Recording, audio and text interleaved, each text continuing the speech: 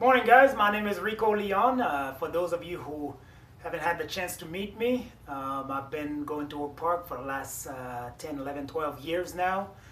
Time flies. Whew. But I spent most of my time down in Haiti running a ministry of Heart for Home connected with Oak Park Church.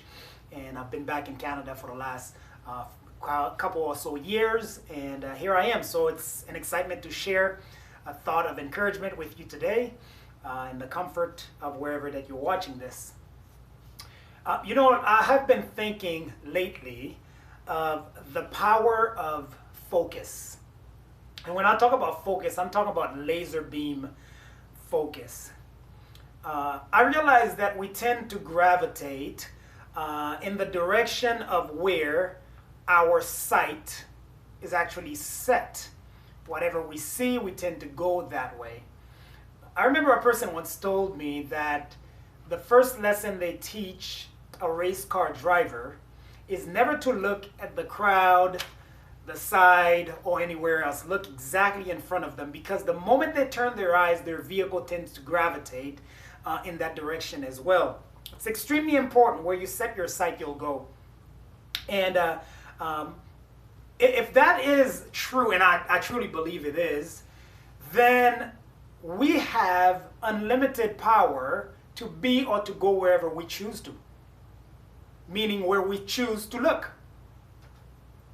And if that's the case, then I think the important lesson for us to remember is, where do we choose to set our sight? Where do we look at all time? Because wherever we look, we'll gravitate toward. There's a gentleman named Peter who actually at one time was in the middle of the lake in a little boat with him and his buddies, and they turned around and in the middle of the night, dark, and they saw sort of like a weird image walking on water, and that would scare anybody. And Peter freaked out just like all his other buddies were, and just like, oh my goodness, what is this? Who is this?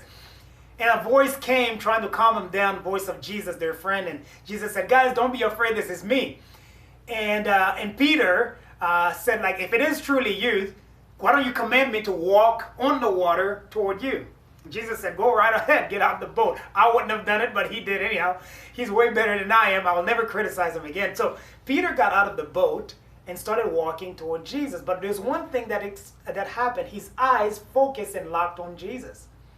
The water was troubling and a raging sea, and you name it. It's crazy. In the middle of the night, you know how scary a lake can look. But he kept walking with no fear. The very same water, the very same problem, the very same everything. The only thing that changed, he removed his eyes off Jesus and he went straight down. I think the important thing is, guys, when we keep our eyes focused on, we don't go down. No matter how bad things are or get, we keep going. So I'm encouraging you in this tough moment, in this tough time, let us keep our eyes focused on Jesus, because he will carry us through the raging times, the tough waters, the tough moments. Since last year, I had my eyes focused on leaving my current job to start preparing to go back to Haiti. That was my focus.